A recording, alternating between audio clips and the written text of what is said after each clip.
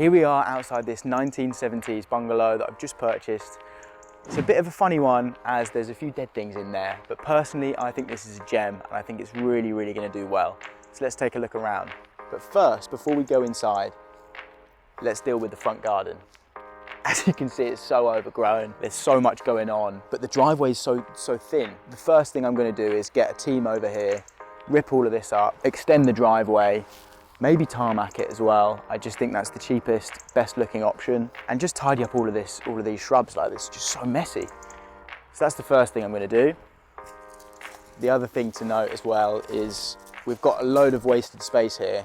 So it'd be great to swing the driveway around and create a little bit of a turning head, as, I mean, it's there. I mean, at the minute it's just stone, so it makes a bit more sense. Now let's take a little look inside the property and I'll show you all the little horrors that are inside. Here we are inside the entrance of the property. As you can see, it's very outdated. Front door doesn't work, which is a shame. The handle is completely knackered, so I think I might change the whole thing. The carpets are out of a, I don't know, 1920s pub. The ceiling's got Artex all over it, so that'll have to be skimmed over. And all of the architraves, you can see they're very dark. It just needs a bit of brightening up, maybe some priming and then painting again. Let's go into the kitchen. So this is probably the main thing that I'm going to be doing with this property, and I think this will really add a lot of value to it. We're going to take this wall out here and make the kitchen a wraparound style, open plan, kitchen diner lounge. It will be all one big room, but I think it's what people want nowadays. But as you can see, there's some little kebab hatch windows in here. So this wall isn't structural, which is good. So I mean, we don't need any beams or anything. So that's very good. The other thing though, as we're gonna have a wraparound kitchen, this door will have to be bricked up, as the units will have to run round. We'll keep this window in, but that will have to be bricked up, as the patio doors will be the entrance to the back garden. The other thing to note is we have gas pipes running underneath this kitchen, so the plumbers are coming today to disconnect them before that wall gets knocked down, because the last thing we want is a big explosion. So they're coming today to do that. Also, this cooker, I think that might have to go along with the rest of the kitchen. So that's my job at the end of this week, is to smash the whole place up and chuck everything in the skip, to be honest with you. And the other major thing, these cupboards here, I know I'm taking away the storage for this property, but personally I think the storage would be better in the kitchen, as you already have these cupboards here. So the other thing to note is there's an old immersion boiler tank in here, and what we're going to do is remove all of that and put a combi boiler in, but we're going to move that boiler into this cupboard here and include all of this storage, which will be left over, into the kitchen. Personally, I think that would make the kitchen a lot bigger, and that's the main focal point of the house anyway, as we'll already have 2 cupboards there for storage. Although, in this cupboard, whoa, don't go in there, doggy. There's maggots everywhere. I'm not sure why, whether they were a fisher or something, but something's been happening in here and there's maggots everywhere. So that's my first job, is to hoover up all of these maggots and make the place at least a little bit clean to work in. The boiler actually covers both of these cupboards, so that will free up so much space once they're removed. And we're now walking into this is the lounge at the moment. So what the plan is to convert this into a big open plan kitchen diner lounge by taking this wall out here on the right.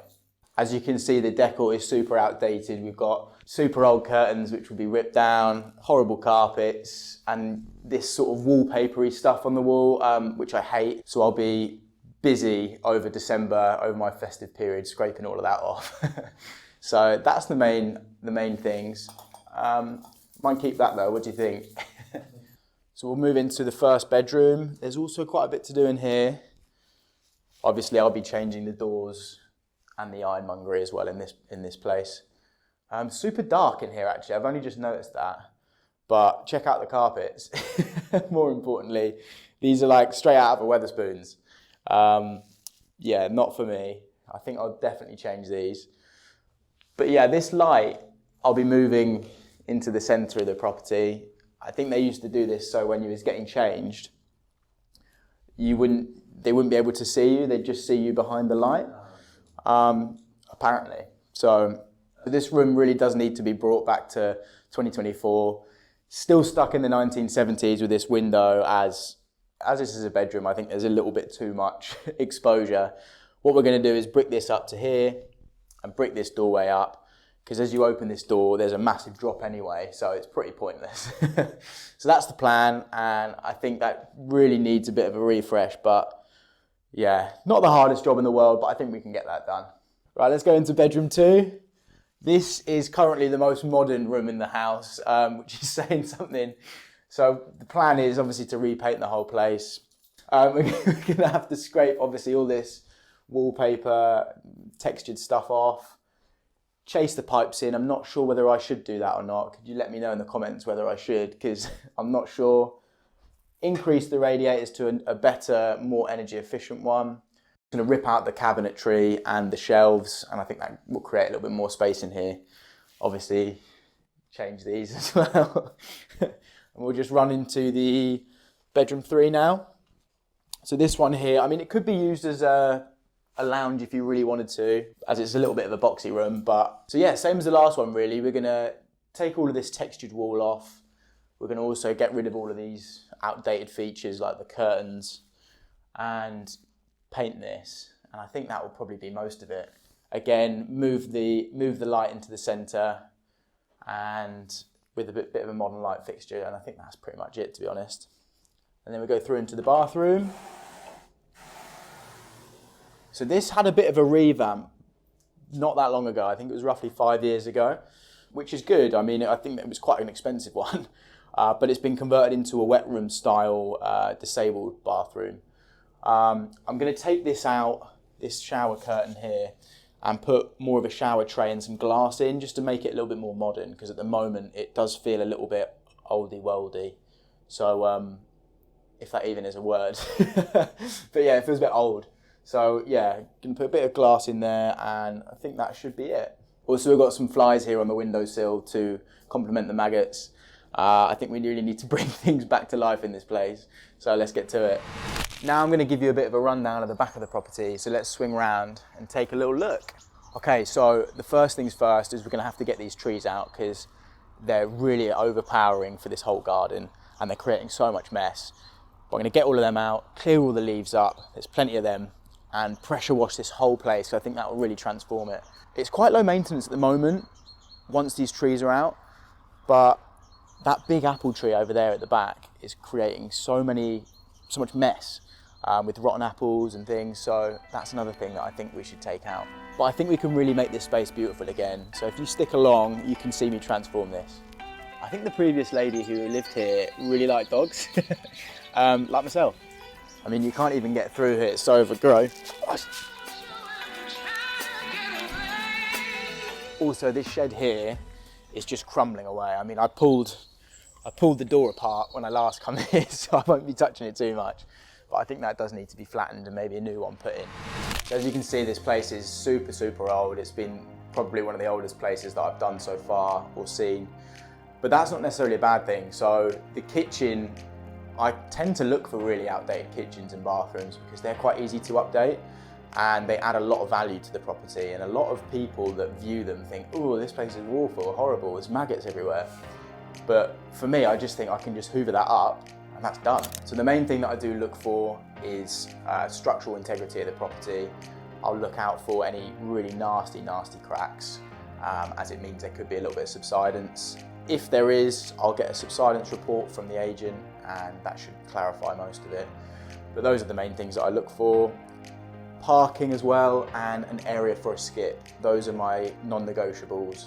The last thing I want to be doing is not finding a parking space for somewhere and it takes me ages to actually access the property and put things in a skip. Those, I don't want any of that hassle. So skip, parking, structure, those are the things that you should be looking for. Don't worry about all the cosmetic ugly stuff.